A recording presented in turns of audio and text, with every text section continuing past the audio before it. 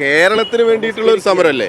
ഇതിലെല്ലാവർക്കും അണിനിരക്കാം. അതാ ഞങ്ങളും ക്ഷണിച്ചത്. യൂത്ത് കോൺഗ്രസിനെ ആയാലും യൂത്ത് ലീഗിനെ ആയാലും കേരളത്തിലെ മാധ്യമ പ്രവർത്തകരെ ആയാലും എല്ലാം ഞങ്ങൾ ക്ഷണിക്കുക. കാരണം ഇതൊരു കേരളത്തിന് വേണ്ടിയിട്ടുള്ള ഒരു പോരാട്ടമാണ്. സർഗാത്മകമായി അവരെങ്ങനെയാ പ്രതികരിച്ചത്? അതറിയാൻ താല്പര്യമുണ്ട്. ക്ഷണത്തെക്കുറിച്ച് മനസ്സിലായി.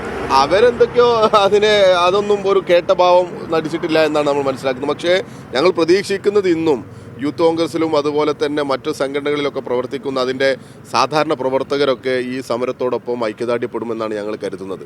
കാരണം ഇത് കേരളത്തിന് വേണ്ടിയിട്ടുള്ള സമരം. ഇതൊരു പ്രത്യേക അങ്ങനെയുള്ള ഞങ്ങളുടെ സംഘടനാപരമായിട്ടുള്ള ഒരു ആവശ്യമോ മുദ്രാവാക്യമല്ല. പൊതു ഫ്ലോറിൽ വന്നിട്ട് ഈ മുദ്രാവാക്യം തെറ്റാണെന്ന് പറയാൻ കഴിയില്ല, പറ്റില്ല. അതായത് ഈ പുസ്തകം ഇതിനകത്ത് കൂടി വിഷയങ്ങൾ അവതരിപ്പിക്കുന്നതിനെ കുറിച്ചാണ് ഇപ്പോൾ സംസ്ഥാന സെക്രട്ടറി സനോജ് പറഞ്ഞത്. ഏതെങ്കിലും ഒരു വരിയിൽ നിങ്ങൾ ഇത് ഡിസ്പ്യൂട്ട് ചെയ്ത് നിങ്ങളോട് തർക്കിക്കുന്ന ഒരു അനുഭവം ഈ പ്രചരണ കാലയളവിൽ ഉണ്ടായിട്ടില്ലെന്നാണ്. ഒരു മാധ്യമങ്ങളും ഞങ്ങളോട് നിങ്ങളുടെ ഈ കണക്കുകൾ തെറ്റാണെന്നോ അല്ലെങ്കിൽ നിങ്ങൾ പറയുന്നത് കാര്യമില്ല എന്നും പറഞ്ഞിട്ടില്ല. ഒരു യുവജന സംഘടനയും പറഞ്ഞിട്ടില്ല. നിങ്ങളോടൊക്കെ സൗഹാർദ്ദത്തിൽ സംസാരിക്കുമ്പോൾ നിങ്ങളൊക്കെ ചെയ്യുന്നത് വലിയ കാര്യങ്ങളാണെന്ന് കൂടി വേണമെങ്കിൽ സർട്ടിഫിക്കറ്റ് തരാനും സാധ്യതയുണ്ട്. കഴിഞ്ഞ ദിവസം വസീഫ് അത് പറയുന്നുണ്ട്. അതൊക്കെ പറയും. അതൊക്കെ ചില അവരുടെ ചില ചാനലിലെ നിങ്ങളെ പോലെയുള്ള ആളുകളുണ്ടല്ലോ, അപ്പോൾ അവർ പറയും ഞങ്ങൾക്ക് കൊടുക്കണം എന്നൊക്കെ ഉണ്ട്, പക്ഷേ ഞങ്ങളുടെ ചാനൽ നിങ്ങൾക്ക് അറിയാലോ എന്നൊക്കെയാണ് അവർ പറയുക. അപ്പോൾ അതിൻ്റെ ഒരു കാരണം എന്ന് വെച്ചാൽ ഇന്ത്യയിലെ വാർത്താമാധ്യമ രംഗത്ത് കോർപ്പറേറ്റുകൾ എങ്ങനെയാണ് പിടിമുറുക്കിയത് എന്നതിൻ്റെ പ്രത്യക്ഷത്തിലുള്ള നമ്മുടെ അനുഭവത്തിലുള്ള ഉദാഹരണമായി നമുക്ക് അനുഭവപ്പെടുകയാണ്. കാരണം നമുക്ക് ഇത്രയും വലിയ രാഷ്ട്രീയ മുദ്രാവാക്യം വെച്ച് നമ്മുടെ നടന്ന സമരത്തിന് വാർത്ത കിട്ടാതിരിക്കുകയും നമ്മളെ മൈൻഡ് ചെയ്യാതിരിക്കുകയും നേരെ മറിച്ച് മറ്റൊരു യുവജന സംഘടനയുടെ വളരെ നിസ്സാരമായിട്ടുള്ള ചില കാര്യങ്ങളെ പർവ്വതീകരിക്കുകയും നമ്മൾ നേരിട്ട് അനുഭവിക്കുകയാണ്. അപ്പോൾ എത്രമാത്രം നരേന്ദ്രമോദി അല്ലെങ്കിൽ ഇന്ത്യൻ ഭരണകൂടം ഈ കോർപ്പറേറ്റുകളുമായി സഖ്യത്തിലേർപ്പെടുന്നുവെന്നും ആ സഖ്യത്തിൻ്റെ ഭാഗമായിട്ട് ഉണ്ടാവുന്ന ഈ മാധ്യമ മേഖലയിലെ കുത്തകവൽക്കരണം ഇതിപ്പോൾ നേരിട്ട് കണ്ടുകൊണ്ടിരിക്കുകയാണ്. അത് വളരെ ഗൗരവമായൊരു പ്രശ്നമായിട്ട് സനോജ് വസീഫ് ശരത്ത് ഒരു പ്രധാനപ്പെട്ട കാര്യം ഈ പൊതുവായ വിഷയങ്ങൾ ഒരു ഡിബേറ്റിന് പോലും ഇവർ തയ്യാറാകുന്നില്ല എന്നുള്ളതാണ്. രാഷ്ട്രീയം പറയണ്ടേ. ഇപ്പോൾ നമുക്ക് പങ്കെടുക്കുമ്പോൾ ഡിവൈഎഫ്ഐ ക്ഷണിക്കുന്നു. അപ്പോൾ യൂത്ത് കോൺഗ്രസിൻ്റെ സംസ്ഥാന ഭാരവാഹികളുണ്ട്, അഖിലേന്ത്യാ ഭാരവാഹികളുണ്ട്, മറ്റ് സംഘടനകളുണ്ട്. ഇവർക്കൊരു ഡിബേറ്റിന് തയ്യാറാകാം. ഒരു ഉന്നയിക്കുന്ന രാഷ്ട്രീയമുണ്ട്. നേരത്തെ പറഞ്ഞ ഈ നേതാവിനെ അറസ്റ്റ് ചെയ്യുന്നതുമായി ബന്ധപ്പെട്ട് സനോജ് പറഞ്ഞു. ഈ അറസ്റ്റ് നടന്ന ദിവസം തന്നെ എങ്ങനെയാണ് ഈ മാധ്യമങ്ങൾ ആഘോഷിച്ചതെന്നാണ്. എന്തിനു വേണ്ടിയായിരുന്നു അറസ്റ്റ്? ആ അറസ്റ്റിനെ സംബന്ധിച്ച നിയമപരമായ പ്രശ്നങ്ങളിലേക്ക് പോയില്ല. ആദ്യമായി ഒരു സ്വാതന്ത്ര്യ സമര സേനാനിയെ പോലെ ഒരു പരിവേഷം കൊടുത്ത് മാധ്യമങ്ങൾ ആഘോഷിക്കുമ്പോൾ സമാനമായി ഒരു പൊളിറ്റിക്സിനെ വേണമെങ്കിൽ പക്ഷപാതിത്വമാ. ഈ അറസ്റ്റ് എന്ന് പറയുന്നത് ആദ്യമായിട്ടൊന്നല്ല ഒരു യുവജന നേതാവിനെ അറസ്റ്റ് ചെയ്തത്. ഇപ്പോൾ ഇവിടെ ഇരിക്കുന്ന വസീഫ് ഡിവൈഎഫ്ഐയുടെ ജില്ലാ പ്രസിഡന്റായ ഘട്ടത്തിൽ ഇയാളെ രാത്രി 1 മണിക്ക് വീട്ടിൽ കയറി അറസ്റ്റ് ചെയ്തിട്ടുണ്ട്.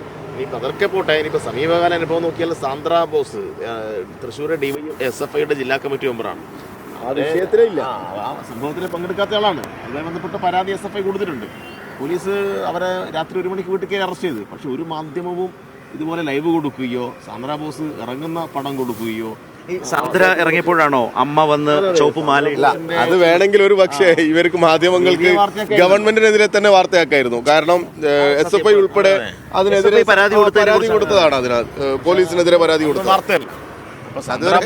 ഞാനതാണ് തുടക്കത്തിൽ പറഞ്ഞത്. ഇങ്ങനെ ആരുടെ ഭാഗത്തു നിന്നാലും ഒരു തമസ്കരണം ഉണ്ടായാലും നിർഭൻ ഇത് വളരെ ശക്തമായി ജനങ്ങളിലെത്താൻ കഴിയുന്ന ഒരു കാലമാണിന്നുള്ളതാണ്. നമ്മളൊക്കെ സമൂഹ മാധ്യമങ്ങളിലൂടെ അത് കാര്യമായി കണ്ടതാണ്. ഞങ്ങളെ സംബന്ധിച്ചിടത്തോളം മാധ്യമങ്ങളുടെ ഒരു പരിലാളനയും അവരുടെ ഒരു കരുതലും ഞങ്ങൾ പ്രതീക്ഷിക്കുന്നില്ല. കേരളത്തിലെ മാധ്യമങ്ങളിൽ കുറേയേറെ മാധ്യമങ്ങൾ ഇന്ന് വലതുപക്ഷം പർച്ചേസ് ചെയ്യപ്പെട്ട് കഴിഞ്ഞു. അവർ വാങ്ങി എന്ന് തന്നെ വേണമെങ്കിൽ നമുക്ക് പറയാം. അവരൊരു അജണ്ടകൾ സൃഷ്ടിക്കുകയാണ്. ഒരു വലതുപക്ഷ രാഷ്ട്രീയത്തിൻ്റെ ഒരു അന്തരീക്ഷം ഇവിടെ ഉണ്ടാക്കാനുള്ള ബോധപൂർവമായ ശ്രമം നടക്കുന്നുണ്ട്. ഇപ്പോൾ ലോകത്തും നമ്മുടെ രാജ്യത്തുമൊക്കെ ഈ വലതുപക്ഷ രാഷ്ട്രീയം കാണിച്ച ഒരു വൈഭവമുണ്ട് ഇതിനകത്ത്. ആ വൈഭവം ഇവിടെയും മാധ്യമങ്ങളെ പർച്ചേസ് ചെയ്യുന്ന കാര്യത്തിൽ ഇവർ കാണിച്ചു എന്ന് തന്നെയാണ് ഞങ്ങൾ കരുതുന്നത്. അതുതന്നെയാണ് ഒരു അരാഷ്ട്രീയവാദത്തിൻ്റെ എല്ലാ മേമ്പൊടികളും ചാർത്തിക്കൊണ്ടുള്ള വാർത്തകൾ വരുന്നു. അതിനനുസരിച്ചുള്ള ഒരു സമൂഹത്തെ സൃഷ്ടിക്കാൻ ഇവർ ബോധപൂർവം ശ്രമിച്ചുകൊണ്ടിരിക്കുകയാണ്. ഇതിനെല്ലാം മറികടക്കുന്ന ഒരു സംഘടനാ പ്രവർത്തനത്തിന് തന്നെയാണ് ഡിവൈഎഫ്ഐ നേതൃത്വം കൊടുക്കും. ഈ ഒരു കാലത്തും അങ്ങനെ ഒരു പരിലാളനം ലഭിച്ചിട്ടുള്ള സംഘടനയല്ല, പ്രത്യേകിച്ച് ഇടതുപക്ഷ പ്രസ്ഥാനങ്ങൾ. ഇത്തരം ഈ വ്യാജ വാർത്തകൾക്ക് പ്രതിരോധിച്ചുകൊണ്ട് ജനകീയമായ ജനങ്ങളെ അണിനിരത്തി, യുവജനങ്ങളെ അണിനിരത്തി ആ ജനസാമാന്യത്തിലേക്ക് ഇറങ്ങിച്ചെന്നാണ് ഡിവൈഎഫ്ഐ പോലെ സംഘടന. ഈ നേരത്തെ ശരത്ത് സൂചിപ്പിച്ചത് സാക്ഷ്യം വഹിക്കും. ആ ഒരു അനുഭവത്തിന് ഇന്ന് കേരളം സാക്ഷ്യം വഹിക്കും. ഇന്ന് കേരളത്തിലെ മുഖ്യധാരാ മാധ്യമങ്ങൾ എത്ര അവഗണിച്ചാലും കേരളത്തിലെ ജനങ്ങൾ അതൊന്നും മൈൻഡ് ചെയ്യുന്നില്ല എന്നതിൻ്റെ ഏറ്റവും പ്രധാനപ്പെട്ട ചരിത്രപരമായ ഉദാഹരണമായിട്ട് ഇത് മാറും. കേരളത്തിലെ മാധ്യമ വിദ്യാർത്ഥികൾക്ക് ഭാവിയിൽ അവർക്ക് പഠന വിധേയമാക്കാൻ കഴിയുന്ന രൂപത്തിലേക്ക് തീർച്ചയായിട്ടും ഈ സമരം മാറും. ഇന്നത്തെ മാധ്യമങ്ങളുടെ പെരുമാറ്റം ഇന്ന് നമ്മൾ കാണണ്ടേ, ഞാനൊരു കാര്യം ഉറപ്പ് പറയാം ശരത്തിനോട്, നാളെയോ അല്ലെങ്കിൽ ഇന്ന് വൈകുന്നേരം വരുന്ന വാർത്ത എന്തായിരിക്കും അറിയോ? എവിടെയെങ്കിലും ഈ വലിയ പങ്കാളിത്തം കൊണ്ട് ചിലപ്പോൾ യാത്രക്കാർക്ക് ജനങ്ങൾക്കൊക്കെ ചെറിയ സ്വാഭാവികമാണ്, ഒരു 10-20 ലക്ഷം ആളുകൾ ഇറങ്ങി വരുന്നതാണ്. ഇതിൻ്റെ പ്രയാസങ്ങളും ഇതിൻ്റെ ഒരു ബുദ്ധിമുട്ടൊക്കെ ആർക്കെങ്കിലും ഉണ്ടാകുമോ എന്നുള്ള ഒരു പരിശോധനയായിരിക്കും ഇന്ന് കേരളത്തിൽ ഉടനീളം നടക്കുക. മുമ്പ് നമുക്ക് ഓർമ്മയുണ്ട്, ഇവിടെ സെക്രട്ടേറിയറ്റ് മാർച്ച് നടക്കുമ്പോൾ, ഒരു ഉപരോധ സമരം നടക്കുമ്പോൾ ഒരു സ്ത്രീ ഒരു സ്കൂട്ടറിൽ വന്നത് ഓർമ്മയില്ലേ നിങ്ങൾക്ക്? ബോധപൂർവ്വം സ്ക്രിപ്റ്റഡ് ആയിരുന്നു എന്നാണ് നമുക്ക് ഒക്കെ തോന്നുന്നത്. അപ്പോൾ ആ തരത്തിലേക്ക് സ്ക്രിപ്റ്റ് തയ്യാറാക്കി ഇവിടെ കേരളത്തിലും ഞങ്ങളുടെ ഇന്നത്തെ സമരത്തെയും അങ്ങനെയായിരിക്കും ഒരു പക്ഷേ ഇവർ നോക്കി കാണാൻ ശ്രമിക്കുന്നത്. 87 പൊട്ടുന്നോ എന്ന് നോക്കി നടന്നു. ശർമ്മ അന്നത്തെ ഭാരവാഹിയായിരുന്ന ശർമ്മ പറയുമായിരുന്നു. അതായത് ഒരു പ്രമുഖവാദം ഫേസ്ബുക്കിൽ കഴിഞ്ഞ ദിവസം കണ്ട ഒരു കമന്റാണ്, ഇന്നലെ കണ്ടത് കമന്റല്ല, ഒരു പോസ്റ്റാണ്. താഴെ പറയുന്ന താൽക്കാലിക തസ്തികകളിലേക്ക് അത്യാവശ്യമായ ആളെ ആവശ്യമുണ്ട്. ആശുപത്രിയിലേക്ക് പോകുന്ന ഗർഭിണി, അമ്മയെ കാണാതെ വിഷമിച്ചിരിക്കുന്ന കുട്ടി, പരീക്ഷയ്ക്ക് പോകുന്ന വിദ്യാർത്ഥി, എയർപോർട്ടിലേക്ക് പോകുന്ന പ്രവാസി, നിയമനം നാളെ ഒരു ദിവസത്തേക്ക് മാത്രം, സാലറി ഒന്നുമില്ല, പത്രത്തിലും ചാനലിലും ഫോട്ടോ വരും. താല്പര്യമുള്ളവർ ഇന്ന് തന്നെ. അല്ല, CITUവിൻ്റെ ഒരു സമരം നടന്നപ്പോൾ CITUവിൻ്റെ ജനറൽ സെക്രട്ടറിയെ അടിക്കണമെന്ന് പറഞ്ഞ ഒരു വൃത്തികെട്ട രീതിയിൽ നമ്മൾ ഇതുവരെ കേരളത്തിൽ കേട്ടുകേൾവിയില്ലാത്ത തരത്തിൽ ആക്ഷേപം ഉന്നയിച്ച്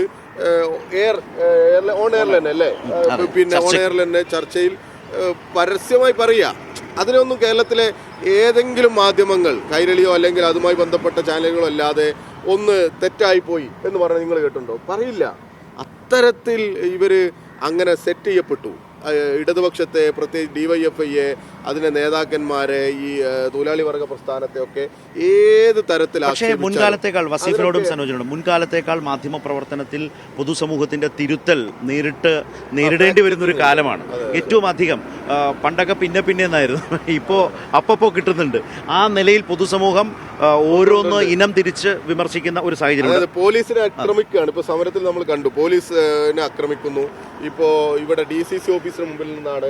അതെ, ഏകദേശം 6 മണിക്കൂറാണ് നഗരത്തിൽ ഈ പോലീസ് ഏകദേശം സമീപകാലത്ത് ഏറ്റവും കൂടുതൽ നിസ്സഹായമായി പോലീസ് നോക്കിക്കുന്നതാണ്. അത് അവരെ ഈ ഷീൽഡ് വലിച്ച് മാറ്റുന്നു, ചവിട്ടി പൊട്ടിക്കുന്നു, അവരെ മുഖത്തിട്ടടിക്കുന്നു, വലിയ പട്ടികയെ കൊണ്ടുവന്നിട്ട് അടിക്കുന്നത്. ഈ പിങ്ക് പോലീസ്, നേരെ വസീം പറഞ്ഞ പിങ്ക് പോലീസിന്റെ അവരൊന്നും ചെയ്തില്ല, അടിച്ചു പൊളിക്കുകയായിരുന്നു. ഞാനും സനോജൊന്നും ഇവിടെ ഉണ്ട്. ഞങ്ങൾ പിന്നെ ഇത് നോക്കിയിട്ട് അത്ഭുതത്തോടു കൂടി നോക്കി കാണുക.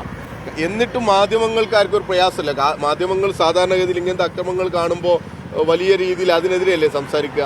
ഇതെന്തോ ഒരു വിപ്ലവ പ്രവർത്തനം നടക്കുകയാണ്. പിങ്ക് പോലീസിന്റെ വാഹനം അടിച്ചു പൊളിക്കുന്നത്. അത് അടിച്ചു പൊളിച്ചവർക്ക് ഒരു പൂമാലയിട്ട് സ്വീകരിക്കണം, അവരെ അറസ്റ്റ് ചെയ്യേണ്ടതില്ല, അവരെ പിന്നാലെ പോകേണ്ടതില്ല, കേസെടുക്കേണ്ടതില്ല. ഇപ്പോൾ കേസെടുത്ത് കഴിഞ്ഞപ്പോൾ വേറെ വീരവാദം പറയുന്നു. ജയിലിൽ പോകേണ്ട സമയത്ത് നമ്മളിതൊക്കെ കേൾക്കുക കേരളത്തിൽ. ഇതാ ഞങ്ങൾ ഫാക്ട് ചെക്കിംഗ് എന്നൊക്കെ പറഞ്ഞ് മറ്റു തരത്തിലൊക്കെ ആളുകൾ പ്രചരിപ്പിക്കുന്നു. ബോധ്യപ്പെടുന്നവർക്ക് ഇതൊക്കെ ബോധ്യപ്പെടുന്നുണ്ട്. പോലീസ് വിളിപ്പിച്ചാൽ നെഞ്ചുവേദന വരില്ല എന്ന് പറഞ്ഞ നേതാവ് ഈ പറഞ്ഞ മെഡിക്കൽ സർട്ടിഫിക്കറ്റ് ജാമ്യത്തിനായി കൊണ്ടു. അസുഖം ഉണ്ടോ ഇല്ലേ എന്നൊന്നും നമ്മളെ സംബന്ധിച്ച് അസുഖം ഉണ്ടാവാം. അപ്പോൾ പക്ഷേ അങ്ങനെ നല്ല വാശിയോടെ വീറോടെ സമരരംഗത്ത് നിൽക്കുന്നു എന്ന് സ്വയം അവകാശപ്പെടുകയും അതേ സമയത്ത് മെഡിക്കൽ സർട്ടിഫിക്കറ്റ് ഹാജരാക്കി ജാമ്യത്തിന് വേണ്ടിയിട്ടുള്ള നമ്മൾ അങ്ങനെ ഉണ്ടല്ലോ, ഒരു കെഞ്ചൽ, ഒരു പ്ലീസിങ്, അതിന് ശ്രമിക്കുമ്പോൾ അതിലൊരു ഔചിത്യക്കുറവുണ്ട്. അത്രയേ ഉള്ളൂ. അതിലൊരു ഇരട്ടത്താപ്പുണ്ട്. അതൊരു തന്നെ ആളുകൾക്ക് വലിയ സംശയം ഉണ്ടായല്ലോ. ചിലപ്പോൾ നമുക്കറിയാം, നമ്മൾ കണ്ടിട്ടില്ല. മാത്രമല്ല അന്നത്തെ കോർട്ട് ഓർഡറിൽ തന്നെ സ്വാഭാവികമായിട്ട് അത് ചർച്ച മാത്രമല്ല, എന്തുകൊണ്ട് സംശയിക്കുന്നു നമ്മൾ കാണണം. അതായത് സ്വന്തം അനുയായികളെ, സ്വന്തം സഹപ്രവർത്തകരെ വ്യാജ ID കാർഡ് ഉണ്ടാക്കി പറ്റിച്ചിട്ടാണ് ഈ അധികാരമേറ്റത്, പ്രസിഡന്റായത്. അപ്പോൾ അവരെ തന്നെ അവരുടെ കൂട്ടത്തിൽ നിന്ന് ആളുകൾ പറയുന്നത് വ്യാജ പ്രസിഡന്റ് എന്നാണ്. അപ്പോൾ അയാൾ ഉണ്ടാക്കുന്ന ഏത് രേഖയും സ്വാഭാവികമായിട്ടും ജനങ്ങൾക്ക് സംശയം ഉണ്ടാവും. അതിൽ സ്വാഭാവികമാണല്ലോ.